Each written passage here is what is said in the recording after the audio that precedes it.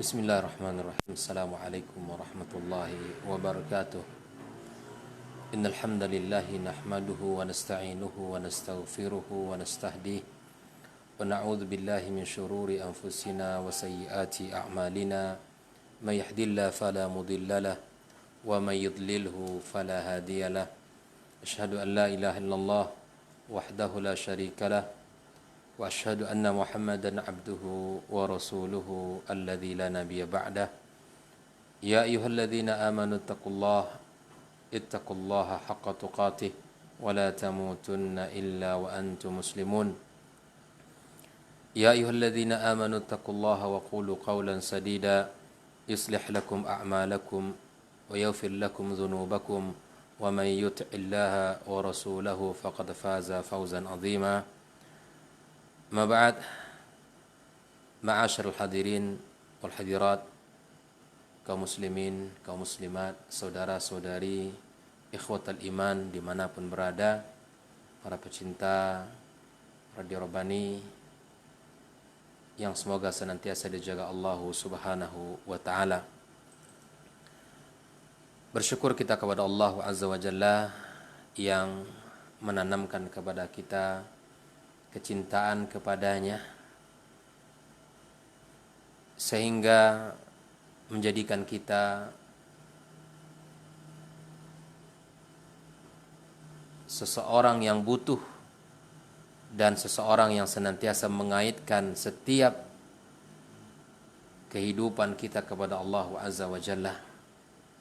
Bersyukur kepada Allah yang telah menjadikan kita mencintai Rasulullah sallallahu alaihi wasallam dan yang memudahkan kita untuk mengikuti syariat Nabi Muhammad sallallahu alaihi wasallam.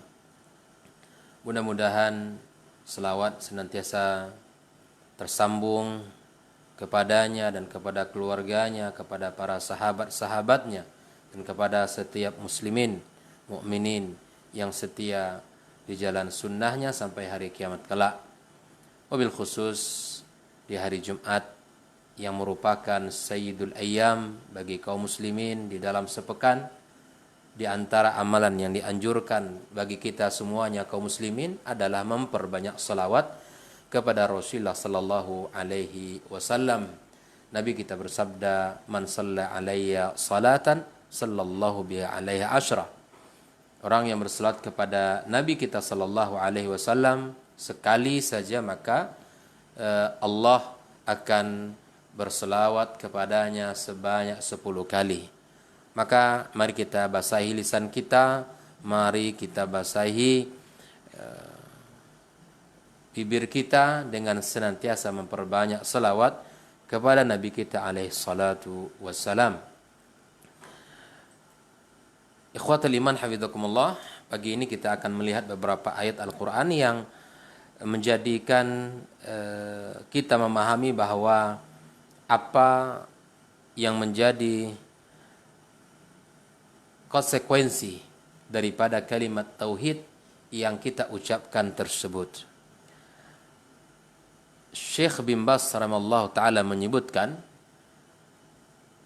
kata beliau, tidak diragukan lagi bahwa kalimat la ilaha illallah merupakan pondasi Islam yang kokoh. Kalimat ini pula lah yang jika bersamaan dengan kalimat Muhammad Rasulullah merupakan rukun yang pertama di dalam rukun Islam.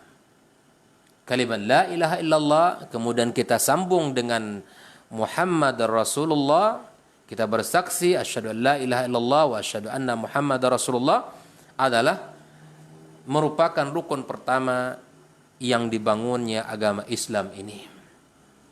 Hal ini sebagaimana yang telah ditegaskan oleh Nabi kita sallallahu alaihi wasallam di dalam sebuah hadis yang sahih, bahwa Nabi kita sallallahu alaihi wasallam bersabda, "Buniyal Islamu ala khamsin." Islam dibangun di atas 5 perkara. Syahadati an la ilaha illallah, bersyahadat, bersaksi bahwa tiada ilah yang berhak disembah selain Allah Azza wa Jalla, wa anna Muhammadan Rasulullah, dan Muhammad adalah utusan Allah Subhanahu wa taala. Wa iqamis shalah, kita menegakkan salat, mendirikan salat.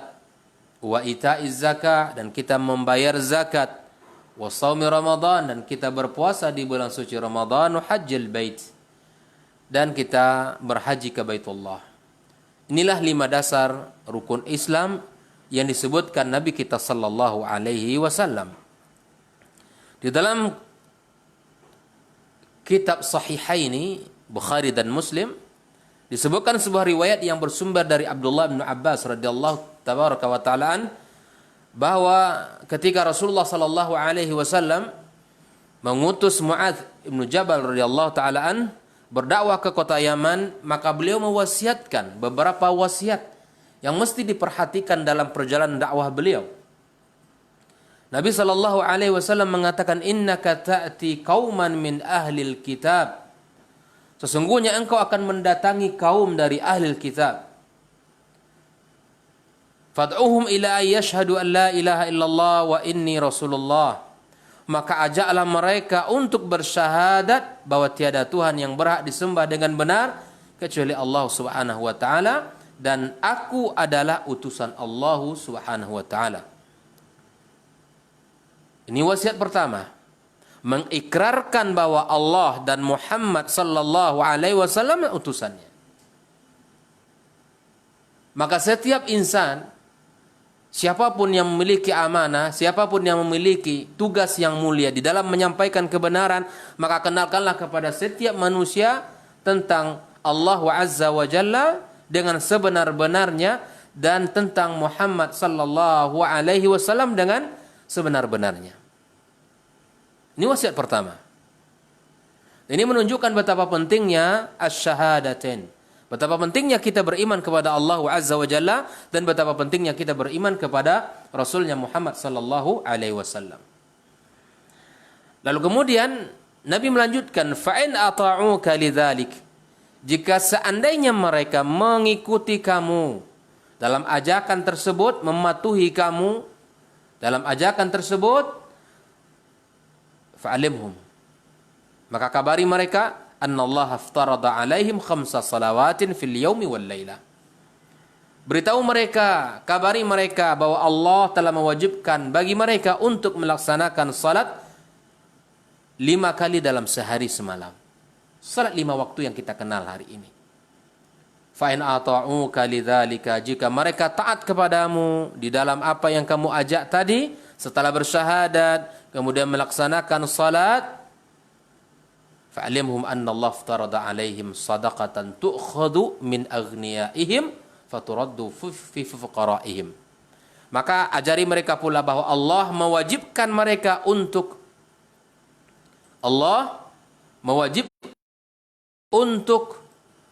membayar, ditarik bagi mereka, membayarkan zakat, ditarik dari orang-orang kaya mereka, lalu diberikan, diserahkan kepada fakir miskin dari kalangan mereka. Hadis riwayat Imam Bukhari dan Muslim. Dari 2 hadis tadi kita dapatkan sebuah pemahaman bahwa betapa menjadi konsekuensi daripada tauhid itu sangat banyak sekali amal yang bisa kita kerjakan. Dan tentu tidak hanya 2 hadis tersebut, masih banyak hadis-hadis dalam perkara ini. Dan makna syahadat la ilaha illallah, tidak ada sembahan yang berhak disembah kecuali Allah Azza wa Jalla. Ini yang harus kita luruskan. Kalau kita sebutkan tiada Tuhan selain Allah, ya, ini tidak sempurna. Namun kita katakan tiada ilah yang berhak disembah kecuali Allah Azza wa Jalla. Kenapa demikian? Karena kalimat ini menghilangkan, meniadakan hak peribadatan yang sejati dari selain Allah Subhanahu wa taala, dan menetapkan hanya Allah Azza wa Jalla yang semata-mata kita sembah, yang kita murnikan ketaatan dan ibadah kita kepadanya. Di dalam surat Al-Hajj, disinilah kita akan mengetahui bahwa betapa Allah Azza wa Jalla adalah zat yang patut kita sembah. Allah menyebutkan, dzalika bi anna Allah huwal haqq. Demikianlah kebesaran Allah karena Allah huwal haq. Dialah Tuhan yang hak, dialah Allah yang hak. wa anna ma yad'una min dunihi, dan apa saja yang mereka seru selain Allah, apa saja yang mereka sembah selain Allah, huwal batil, adalah sebuah kebatilan. Wa anna Allaha huwal aliyyul kabir, dan sesungguhnya Allah dialah yang maha tinggi dan lagi maha besar. Dari ayat ini kita dapat ambil sebuah pemahaman bahwa Allah yang hak dan selain Allah yang disembah, yang diseru adalah batil. Ini wajib untuk kita sampaikan, ini wajib untuk kita pelajari, ini wajib untuk kita dalami bersama, kita fahami, sehingga tujuan hidup kita di sini ini jelas.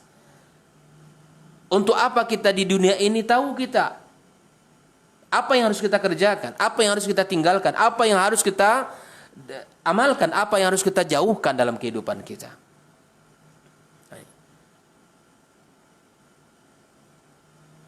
Dan di dalam Al-Quranul Karim, Allah juga menyebutkan dalam surat Al-Mu'minun,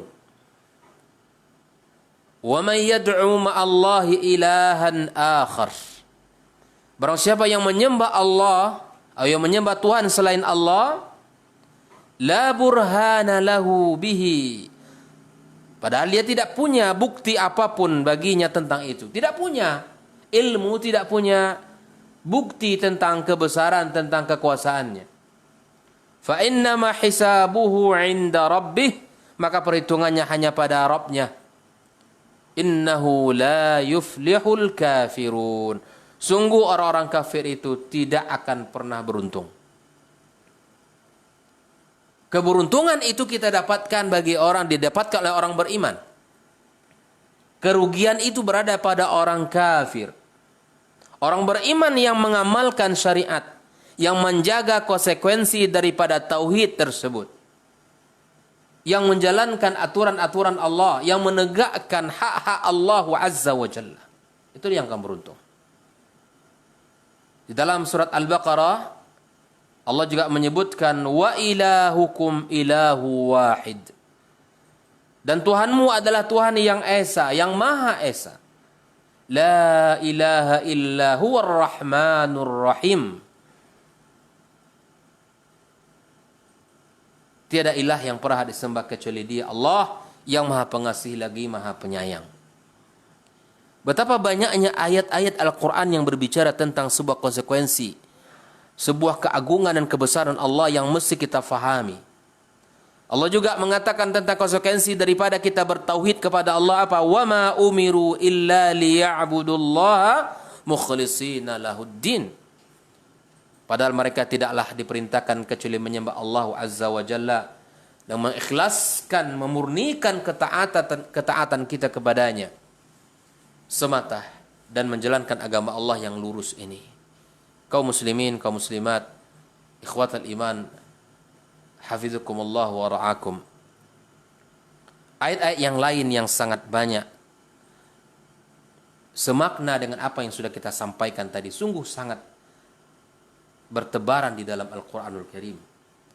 Sangat banyak ayat-ayat yang menunjukkan konsekuensi yang mesti kita lakukan di dalam agama kita setelah kita bertauhid kepada Allah Subhanahu wa taala. Kalimat yang agung ini tidak akan bermanfaat kaum muslimin. Apa kalimat agung? Kalimatut tauhid. Tidak akan bermanfaat bagi si pengucapnya, bagi si pelakunya, tidak akan mengeluarkan orang yang mengucapkan dari wilayah kesyirikan jika ia tidak memahami makna-maknanya secara baik, tidak akan dan tidak mengamalkannya secara baik pula. Jadi kalimat ini bisa saja diucapkan oleh semua orang jika Allah kehendaki, namun dia tidak akan bermanfaat kalimat agung tersebut kalau pelakunya, kalau pengucapnya tidak memperhatikan beberapa perkara-perkara yang harus dijaga. Orang-orang munafik pun mengucapkannya, namun mereka kelak tetap akan menjadi penghuni neraka Allah Azza wa Jalla yang paling bawah karena tidak mengimaninya, tidak mengamalkannya. Demikian pula orang-orang Yahudi, mereka mengucapkan kalimat ini namun mereka tetap di dalam kekafiran mereka. Begitu pula para penyembah-penyembah kuburan, penyembah-penyembah makhluk, yang mereka merupakan orang-orang kafir. Mereka mengucapkan kalimat ini namun perkataan, perbuatan, akidah mereka menyelisih kalimat tersebut. Maka ini pentingnya kita kaum muslimin memahami konsekuensinya apa. Ketika kita memahami kalimat tersebut, ada yang mesti kita perhatikan. Ada yang mesti kita jaga. Ada yang mesti kita jadikan itu sangat penting dalam kehidupan kita. Maka kalimat tidak akan bermanfaat sedikit pun bagi mereka yang mengucapkannya, karena mereka masih dalam amalia-amalia kesyirikan-kesyirikan yang mereka lakukan dalam kehidupan mereka. Maka jangan sampai kalimat agung itu tidak memberikan manfaat bagi kita di dunia maupun di akhirat kelak. Maka kita perlu belajar. Itu perlu kita tahu. Perlu kita mengikuti ajaran agama Allah yang sempurna ini. Bahkan sebagian para ulama menghimpun syarat-syarat kalimat tauhid yang mesti kita fahami dalam 2 bait syair. Ilmun, yaqinun, wa ikhlasun. Itu yang pertama. Jadi ketika kita bertauhid kepada Allah Azza wa Jalla, kita harus berilmu, ilmun. Yang kedua yakin. Setelah kita mengetahui, maka kita harus yakin dengan apa yang kita pelajari tersebut dan apa yang kita pahami tersebut. Wa ikhlasun, dan diperlukan keikhlasan. Mengucapkan kalimat la ilaha illallah diperlukan ilmu, dan diperlukan keyakinan, diperlukan keikhlasan. Wasidquka ma'a mahabbatin, dan kejujuranmu bersama cinta. Bahwa tidak ada amal yang bisa kita lakukan kecuali dengan rasa cinta kita kepada Allah Azza wa Jalla. Tidak akan bersemangat seseorang beramal kecuali dengan rasa cinta kepada Allah Azza wa Jalla. Wanqiyad wal qabulilah, patuh dan menerima apa yang Allah sampaikan. Wazida thaminuhal kufranu minka bima siwal ilah minal asya'i qad ulliha. Tambahan yang ke-8 adalah ingkarmu pada semua yang disembah selain Allah Subhanahu wa taala. Dari 2 bait ini mengumpulkan semua syarat-syarat tauhid yang harus kita pahami. Yang pertama adalah ilmu. Sebagai lawan dari kata ilmu adalah tidak tahu, jahil. Di atas telah disebutkan bahwa makna kalimat ini, tiadalah Tuhan yang berhak disembah selain Allah, maka semua hal yang disembah manusia selain Allah adalah sesembahan yang batil. Kita harus tahu itu. Yang kedua, keyakinan. Sebagai lawannya adalah ragu-ragu. Harus yakin. Dari si pengucap, dari kita, orang-orang beriman, muncul rasa yakin bahwa Allah Azza wa Jalla adalah sebenar-benarnya zat yang berhak disembah. Setelah kita mengetahui ilmunya kaum muslimin, kaum muslimat, kita harus yakin dengan seyakin-yakinnya. Allah adalah zat yang patut kita sembah.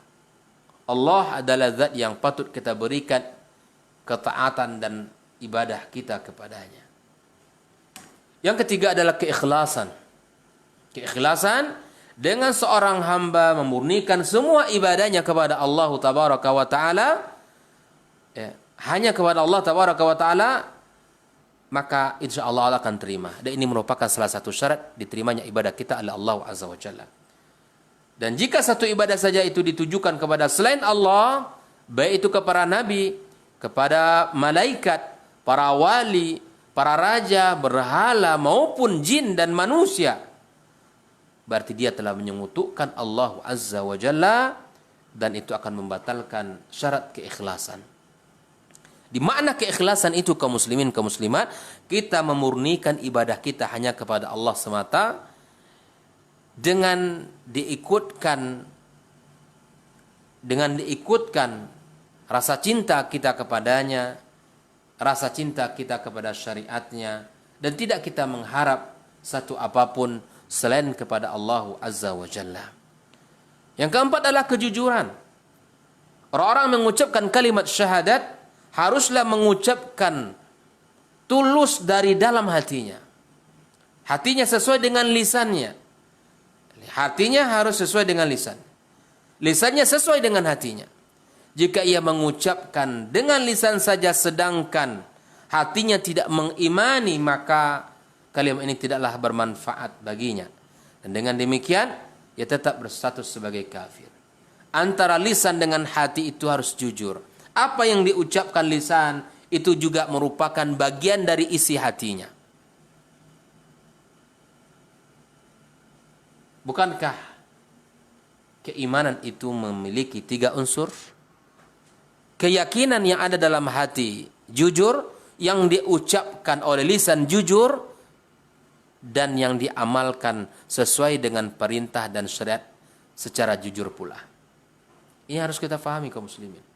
Inilah syariat. Kita tidak boleh menambah mengurangi, dan kita tidak boleh berinovasi. Kejujuran ini merupakan syarat mengucapkan kalimat la ilaha illallah.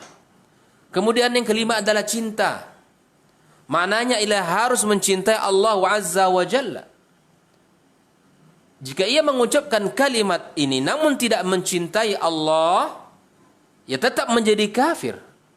Tidak masuk ke dalam orang-orang yang beriman atau disebut dengan muslim. Sebagaimana orang-orang munafik. Allah tabaraka wa taala katakan, "Qul in kuntum tuhibbunallaha fattabi'uni yuhibbukumullah." Katakan Muhammad, jika kamu mencintai Allah, ikutilah aku, niscaya Allah akan mencintaimu. Kecintaan kepada Nabi sallallahu alaihi wasallam merupakan kecintaan kita kepada Allah. Agar kita dicintai Allah, maka cintai Nabi Muhammad sallallahu alaihi wasallam. Dan ini merupakan sebuah konsekuensi. Apa saja dalam syariat ini yang kita lakukan harus dibina, dibangun di atas cinta kita kepada Allah Azza wa Jalla. Allah menyebutkan dalam ayat yang lain, "Wa minan nasi may yattakhidhu min dunillahi andada." Ada di antara manusia ada orang yang menyembah tuhan selain Allah.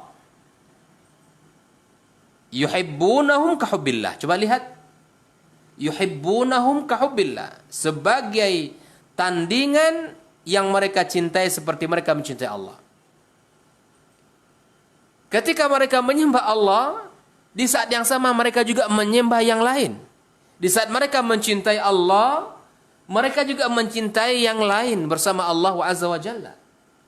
Ini sebuah kesyirikan. Tetapi ternyata orang-orang beriman itu Allah menyebutkan walladzina amanu asyaddu hubban lillah. Adapun orang-orang yang beriman, mereka sangat cinta kepada Allah Azza wa Jalla.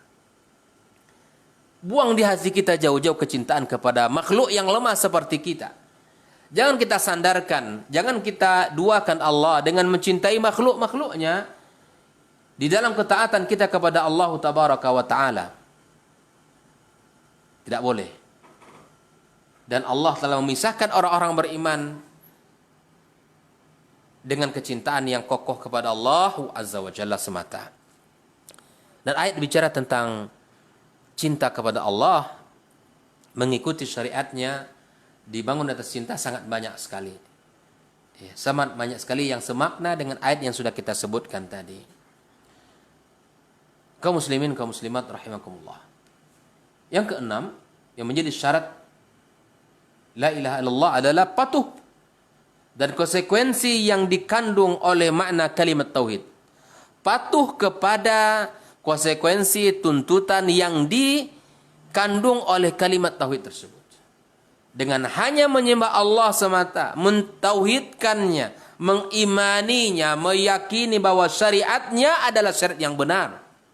Pada pertemuan yang sebelum ini sudah kita bahas, di antara yang membatalkan akidah kita kaum muslimin kaum muslimat adalah kita meyakini ada syariat yang lain, petunjuk lain yang lebih sempurna dari petunjuk Nabi sallallahu alaihi wasallam.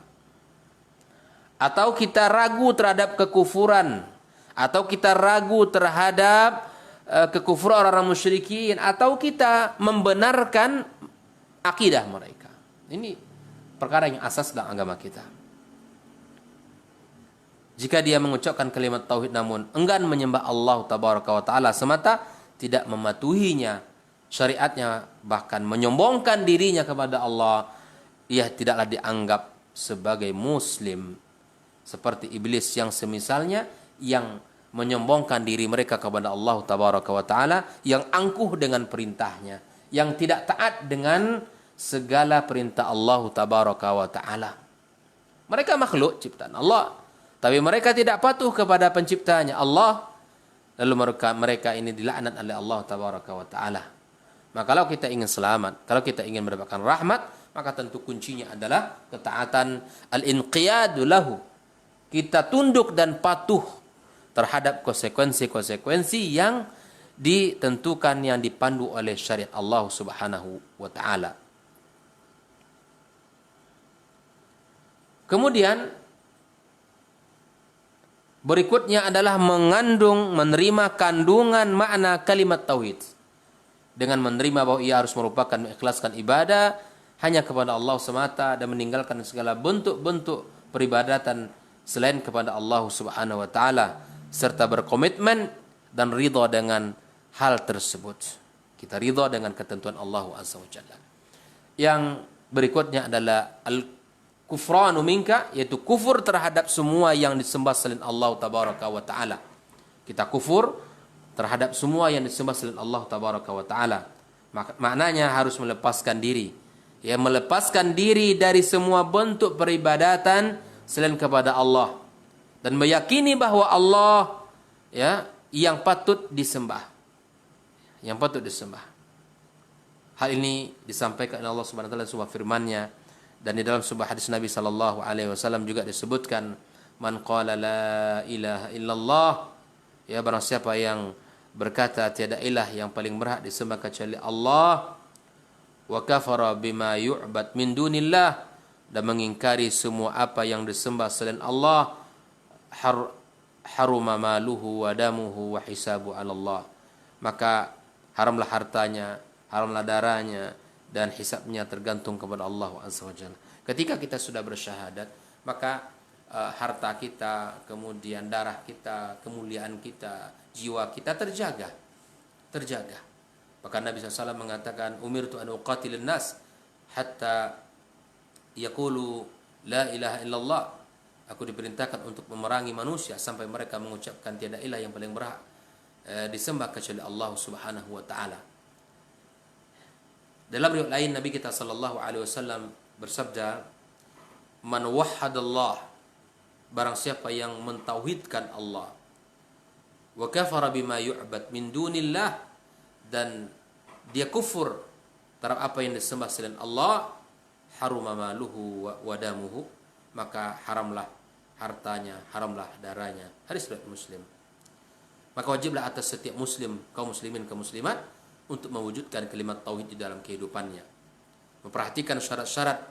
Siapa saja yang merealisasikan makna kalimat tauhid tersebut, istiqamah di atasnya, ia menjadi seorang muslim yang haram darahnya, yang haram hartanya, sekalipun ia tidak mengetahui rincian daripada masing-masing syarat tersebut. Yang menjadi tujuan pokok Islam, seorang mukmin memahami makna yang benar dari kalimat yang agung tersebut. Inilah yang mesti kita pahami kaum muslimin. Maka para ulama salaf, para sahabat Nabi, para tabi'in, mereka tidak pernah bosan untuk mengulang-ulang kalimat ini. Tidak pernah bosan untuk mengulang-ulang nasihat ini. Karena ini merupakan ilmu yang agung yang mesti kita ajarkan kepada diri dan keluarga kita.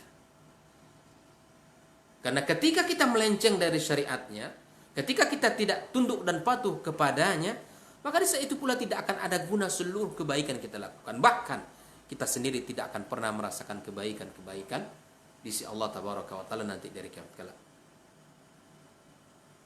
Maka Islam mengajarkan kita untuk tunduk dan patuh kepadanya. Dan bahkan Allah Subhanahu wa Ta'ala juga menyebutkan la ikraha fid din. Tidak ada paksaan dalam agama ini. Semua orang bisa memilih. Qad tabayyana rusydu minal ghayy. Sungguh telah jelas perbedaan antara jalan yang benar dengan jalan yang sesat. Dengan ilmu kita akan bisa memahami mana jalan yang benar, mana jalan yang baik. Faman yakfuru bit-taghut, barang siapa yang kufur dengan taghut, wa yu'min billah, dan beriman kepada Allah wa azza wa jalla, faqad istamsaka bil urwatil wuthqa, sungguh dia telah berpegang kepada tali yang sangat kuat, lan fisamalah, dan tidak akan pernah putus. Ingat itu, bahwa agama ini, bahwa syariat ini adalah tali yang kuat dan tidak akan pernah putus.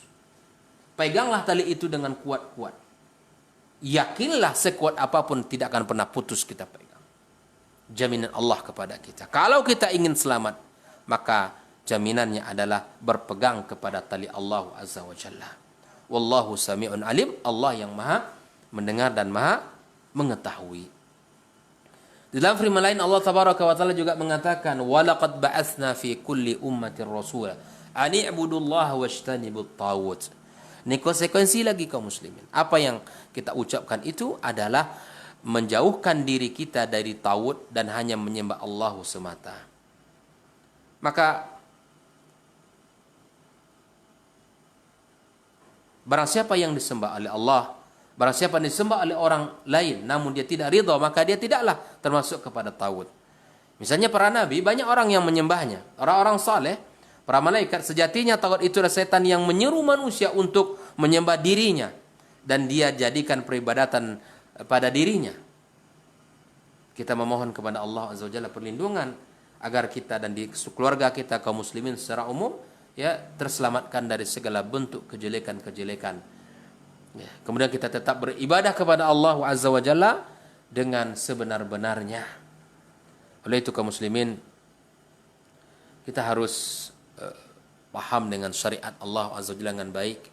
Ya, kita harus bisa berusaha dengan semampu kita untuk belajar agama dengan baik dan kemudian kita amalkan agama kita. Kita lihat beberapa contoh-contoh yang bisa keluar dari apa yang telah kita sebutkan tadi, seperti di antara perbuatan syirik-syirik yang menghancurkan agama kita adalah ya, menyembah malaikat, ya, berhala, kemudian pepohonan, bebatuan, bintang-bintang, dan yang semisalnya, menyembelih dan bernazar untuk mereka, sujud kepada mereka, dan yang lainnya. Masih banyak contoh-contoh yang bisa kita pahami. Atau juga perkara-perkara yang mesti kita jauhi adalah menghalalkan apa yang diharamkan Allah atau sebaliknya. Ya, kita sudah ketahui keharamannya, lalu kemudian kita harus tinggalkan. Jangan kita lakukan. Seperti zina, merupakan perkara yang diharamkan Allah, minum khamar, mendurhakai orang tua, riba, dan lain sebagainya. Contoh lain menyaksikan perkataan atau perbuatan yang Allah wajibkan. Kira-kira apa yang Allah katakan, yang Allah perintahkan itu tidak daruri, tidak penting. Dan ini adalah hal-hal yang harus kita kikis habis dalam hati kita. Bahwa terhadap perintah Allah dan Rasulnya hanya satu kaidah, sami'na wa ata'na. Ya, misalnya kita tidak menerima menyaksikan tentang wajibnya salat, wajibnya zakat, wajibnya puasa, Ramadan, wajibnya berbakti kepada orang tua, dan ada lain sebagainya. Nah, maka ini adalah perkataan dan perbuatan dan serta keyakinan-keyakinan yang akan melemahkan tauhid kita. Ya, akan melemahkan tauhid kita dan iman kita. Bahkan mungkin membatalkan akidah kita. Insyaallah Subhanahu wa taala. Oleh itu kaum muslimin kaum muslimat, mari kita bersama-sama berusaha untuk senantiasa ya mempelajari konsekuensi tauhid sebagaimana yang telah disampaikan Allah dalam Al-Qur'annya dan yang telah dijelaskan oleh Nabi sallallahu alaihi wasallam di dalam sunnahnya. Orang-orang beriman, kata Allah, innamal mu'minuna alladzina idza dzukirallah wajilat qulubuhum. Orang beriman itu apabila dibacakan ayat Allah maka hatinya bergetar. Ya. Wa idza tuliyat alaihim ayatuhu zadatuhum imana. Jika dibacakan kepada mereka ayat-ayatnya maka bertambahlah keimanan dia. Wa ala rabbihim yatawakkalun, dan mereka bertawakal kepada Rabb mereka. Ya. Wa yazidullahu alladzina ihtadaw hudan, dan Allah akan menambahkan petunjuk kepada mereka yang telah mendapat petunjuk.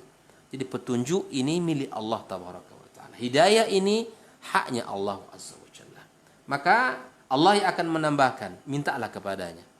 Allah pula akan mencabut, maka berlindunglah darinya. Allah yang memberikan, maka mintalah kepadanya. Allah yang mencabutnya, maka berlindunglah dari keburukan tersebut. Allah akan menambahkan keimanan di hati orang-orang beriman dan akan menambahkan petunjuk-petunjuknya. Dan kita sebagai orang yang senantiasa berusaha meningkatkan ketaatan kita kepada Allah, maka ini perlu kita gali dan kita dalami tentang apa-apa yang telah dituntun oleh syariat melalui Al-Quran dan Sunnah Nabi Sallallahu Alaihi Wasallam. Mudah-mudahan kita memahami konsekuensi ini dan bisa kita mengamalkan di dalam Al-Quranul Karim, mengamalkan dalam kehidupan kita, dan semoga Allah berkahi pertemuan kita pada pagi yang sangat mulia ini. Wabillahi taufik, dan saya kembalikan kepada Ustaz Rai. Baik, barakallahu fikum Ustaz untuk materi kita di kesempatan hari ini, mudah-mudahan bisa dipahami atau bisa diamalkan juga untuk antum yang sudah mendengarkan dari awal. Seperti biasa di sesi terakhir atau di menit-menit terakhir yang tersisa, untuk antum yang ingin bertanya melalui pesan singkat di WhatsApp ataupun di line telepon kita, silakan menggunakan 1273 335531 terkait materi yang disampaikan. Sambil kita menunggu telepon, kita jawab pertanyaan yang sudah masuk di WhatsApp untuk kesempatan hari ini. Baik, Assalamualaikum warahmatullahi wabarakatuh, Ustaz. Assalamualaikum warahmatullahi wabarakatuh. Afwan Ustaz, izin bertanya, bagaimana hukum jika kita banyak atau seringkali mengucapkan kata seandainya? Apakah ini termasuk tidak percaya atau kurang percaya dengan takdir Allah Subhanahu wa taala? Jazakallahu khairan, Ustaz. Naam, alhamdulillah wassalatu wassalamu ala Rasulillah wa ala alihi wa sahbihi wa mawala ma ba'd. Terima kasih atas pertanyaannya. Nabi sallallahu alaihi wasallam memberikan kepada kita sebuah panduan. Kalau kalimat andai itu dalam bahasa Arabnya adalah lau.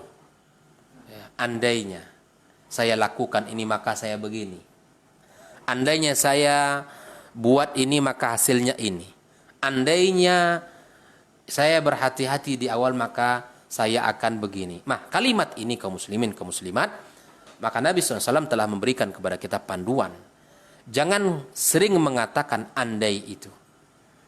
Tetapi jika seandainya di dalam kehidupan kita, jika di dalam proses kehidupan kita ini, apa yang kita jalani di dalam ujian kita, apa yang kita hadapi di dalam mendidik anak kita, apa yang kita hadapi di dalam usaha kita, di dalam pekerjaan kita, dalam segala hal urusan kita. Yang pertama dituntut adalah kita maksimal. Kita dituntut maksimal. Itu yang pertama. Lakukan secara maksimal. Yang kedua, minta tolonglah kepada Allah Azza wa Jalla. Minta tolong kepada Allah agar Allah berikan taufik. Yang ketiga, bertawakal kepadanya. Nah, ketika kita lakukan tiga hal tersebut, berikhtiar, lakukan secara maksimal, kemudian memohon kepada Allah taufiknya, dan kemudian kita bertawakal kepada Allah. Jika kita mendapatkan hasil tidak sesuai dengan apa yang kita inginkan, maka cukup kita katakan qadarallah wa ma syaa fa'al. Qadarallah wa ma syaa fa'al. Ya, inilah ketetapan Allah dan Allah berkehendak apa yang Dia ingin kerjakan, lakukan. Maka Nabi sallallahu alaihi wasallam memberikan kepada kita pesan, wa innal abda la yatakallamu bil kalima min sukhtillah la yulqi laha balan. Yahwi biha fi jahannam. Bisa jadi orang ketika dia berbicara tidak mengetahui ilmu dan tidak peduli dengan apa yang diucapkan, bisa jadi perkataan yang diucapkan itu akan membawanya kepada neraka Allah Subhanahu wa taala. Maka Nabi sallallahu alaihi wasallam dalam pertanyaan ini dia telah memberikan sebuah panduan hadis dari riwayat Abu Hurairah radhiyallahu taala anhu. Nabi SAW bersabda, "Ihris 'ala ma yanfa'uka wasta'in billahi wa la ta'jiz." Bersungguh-sungguhlah dalam hal-hal yang bermanfaat bagimu dan mohonlah Bersungguh-sungguhlah kepada Allah. Arti ini kesungguhan tadi. Wasta'in billah, dan minta tolonglah kepadanya dalam segala urusan kita. Wala ta'jaz, dan janganlah kita sekali-kali bersikap lemah. Wa in asabaka syai'un fala taqul, jika kamu tertimpa kegagalan, sesuatu yang tidak kamu inginkan, fala taqul, jangan kamu katakan, law anni fa'altu kadza lakana kadza wa kadza, andai aku berbuat demikian pastilah tidak akan begini dan begini. Walakin qul, katakan, kata Nabi sallallahu alaihi wasallam, qadarallahi wa ma syaa fa'al. Ini adalah telah ditakdirkan Allah tabaraka wa taala, dan Allah berbuat sesuai yang dikehendakinya. Kenapa demikian? Karena kita tidak boleh mengatakan andai-andai. Fa inna law taftahu amal syayatin. Karena andai-andai itu adalah membuka pintu perbuatan syaitan kepada kita. Dia akan mengganggu kita, akan merusak kita. Maka Allah tabaraka wa taala juga telah mengatakan dalam sebuah ayatnya, ma asaba min musibatin fil ardi wala fi anfusikum illa fi kitabim min qabl an nabra'aha inna dzalika 'ala Allah yasir. Setiap bencana yang menimpa di bumi dan yang menimpa dirimu, semuanya telah tertulis dalam sebuah kitab Lauhul Mahfuz sebelum kami mewujudkannya, kata Allah. Inna dzalika 'ala Allah yasir. Sesungguhnya yang demikian itu adalah mudah bagi Allah Subhanahu wa taala. Maka kita harus bisa menerima itu keputusan Allah, dan kita harus berusaha. Dan kalau kita sebagai orang tua, akhi fillah, ukhti fillah, maka sering-seringlah mengucapkan ini di hadapan anak kita. Karena terkadang anak-anak kita ini dalam permainan, dalam kehidupan mereka, ya mereka kesal di dalam apa yang mereka lakukan. Tapi ajari kepada mereka nasihat Nabi tadi, katakanlah Allah telah menetapkan ini untuk kita semua, dan Allah berhak berbuat apa yang dikehendakinya. Kita sebagai orang beriman menerima. Ajarkan ini. Dan jangan kesal sehingga kita membanting sesuatu atau merobek-robek sesuatu, atau apa saja yang kita bisa lakukan demi melampiaskan rasa kesal kita. Jangan. Yang terbaik adalah pilihan Allah. Belum tentu yang terbaik itu adalah pilihan kita. Maka seorang yang beriman kepada Allah, dia percaya dengan pilihan Allah untuknya, bukan atas pilihannya. Wabillahi taufik. Dipahami oleh antum yang bertanya. Kita pertanyaan berikutnya, Ustaz. Assalamualaikum Ustaz. Waalaikumsalam. Semoga Allah Subhanahu wa taala selalu menjaga Ustaz dan keluarga. Amin. Yang mau Anda tanyakan, apakah itu akidah wasitiyah? Karena Anda bingung di sini Ustaz, ada juga yang mengatakan akidah Ahlus Sunnah wal Jamaah. Sebenarnya akidah kita akidah yang mana Ustaz? Jazakallahu khairan. Nah, akidah kita, akidah yang disampaikan Nabi sallallahu alaihi wasallam, ma ana alaihi wa ala ashabi. Apa yang saya ajarkan, apa yang saya anut, apa yang saya sampaikan, kata Nabi sallallahu alaihi wasallam, dan apa yang diamalkan oleh para sahabat-sahabatnya. Ya, jadi inilah yang akidah kita pelajari, akidah Ahlus Sunnah wal Jamaah, ya akidah Al-Wasitiyah, ya yang maksudnya adalah akidah yang dibangun di atas dalil, yang diyakini oleh Nabi kita sallallahu alaihi wasallam, dan yang diyakini oleh para sahabat dan diamalkan oleh mereka. Jadi kita mempelajari itu berdasarkan apa yang disampaikan Nabi sallallahu alaihi wasallam. Itulah yang disebut dengan orang-orang yang Ahlus Sunnah, orang-orang yang berpegang teguh kepada Nabi sallallahu alaihi wasallam. Jadi adapun kita ada sebuah kitab, barangkali Anda memasukkan ada Aqidah Al-Wasitiyah, ada. Itu sebuah kitab yang ditulis oleh ulama kita yang dinamakan dengan kitab Aqidah Al-Wasitiyah. Ada Aqidah At-Tahawiyah, ya, itu juga merupakan kitab-kitab yang bagus untuk kita pelajari. Ada Aqidah Al-Wasitiyah adalah karya Syekhul Islam Ahmad ibn Abdullah ibn Taimiyah rahimahullah taala. merupakan ringkasan dari risalah menjelaskan prinsip-prinsip keimanan kepada Allah Subhanahu wa taala. Akidah yang menjadikan pijakan generasi terbaik umat ini dengan sangat baik. Sehingga dikatakan bahwa setiap keyakinan yang bertentangan dengan apa yang ditulis oleh Ibnu Taimiyah dalam risalah ini berarti telah menyelisih jalan yang lurus dari Nabi kita sallallahu alaihi wasallam. Maka di masa yang semakin jauh dari kenabian, masa yang semakin jauh dari kerasulan Nabi kita sallallahu alaihi wasallam, di mana semakin banyak kesesatan dari sisi akidah, semakin banyak penyimpangan-penyimpangan, maka kaum muslimin perlu untuk mempelajari rincian akidah dan prinsip iman yang tertuang dalam risalah tersebut. Setidaknya ada 4 alasan yang kita mendasarkan. InsyaAllah kita bahas pada pertemuan berikutnya. Ala kulli hal, yang maksud akidah itu adalah akidah ma'alan Nabi SAW dan apa yang diamalkan oleh para sahabatnya. Wabillahi taufiq.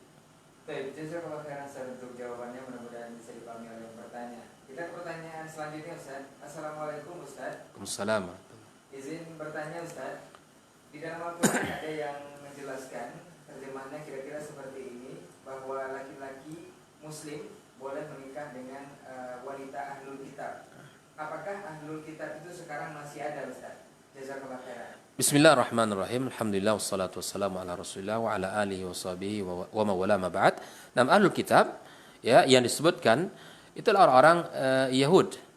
Tetapi itu dalam syariat yang dibawa oleh Nabi sebelum Nabi Muhammad sallallahu alaihi wasallam. Namun apakah orang-orang ahlul kitab hari ini adalah mereka ahlul kitab di zaman dahulu? Nah, ini yang perlu kita pertanyakan.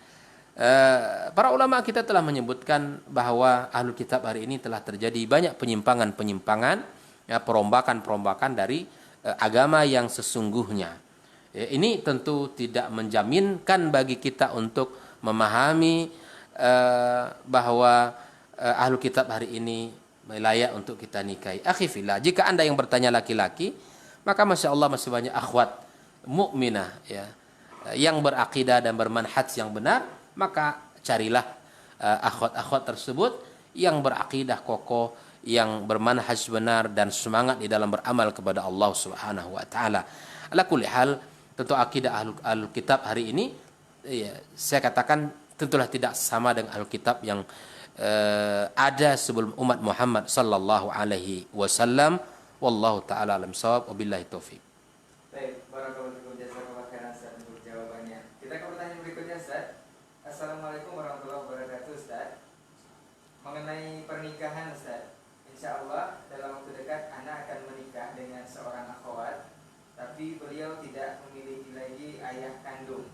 Apakah dalam proses ijab qabul nanti anak harus menyebutkan ayahnya atau ayah tirinya? Nah Ustaz. Bismillah, alhamdulillah, wassalatu wassalamu ala Rasulillah wa ala alihi wa sahbihi wa mawala ma ba'd. Naam, di antara syarat terjadinya ijab dan qabul dalam sebuah pernikahan itu adalah ada pengantin laki-laki dan ada pengantin perempuan dan ada wali, ada saksi. Maka di dalam hal tersebut yang akan menjadi wali tentu yang paling dekat dengannya. Nah, kalau tidak ada ayah tentu nanti bergantung yang akan bisa menggantikan adalah saudaranya. Maka dalam hal ini seorang laki-laki tetap akan menyebutkan karena dia bukan dari karena dia bukan dari anak ayah tirinya, bukan ayah tirinya, anak ayah tirinya, tetapi dia adalah punya nasab walaupun sudah meninggal dunia. Walaupun sudah meninggal dunia, maka tetap kita menyebutkan nama ayahnya. Katakanlah saya terima nikah fulanah binti fulan. Disebutkan ayah walaupun sudah meninggal dan tidak menjadi syarat penyebutan nama ayah itu harus hidup, tidak. Tetapi dia harus dinisbatkan kepada ayah kandungnya. Dinisbatkan kepada ayah kandungnya. Allah taala misawab. Baik, jazakallahu khairan Ustaz untuk jawabannya, mudah-mudahan bisa dipahami oleh yang bertanya dan mudah-mudahan saja apa yang kita bahas di kesempatan hari ini bisa bermanfaat untuk semuanya. Insyaallah esok kita akan sambung lagi dengan kajian berikutnya di jam dan frekuensi yang sama. Apa untuk semua masyarakat yang kita bicara, kita bertemu lagi di lain waktu dan kesempatan di frekuensi dan gelombang yang sama. Kita tutup dengan doa kafaratul majelis. Subhanakallahumma wa bihamdika asyhadu an la ilaha illa anta astaghfiruka wa atubu ilaik. Assalamualaikum warahmatullahi wabarakatuh. Waalaikumsalam.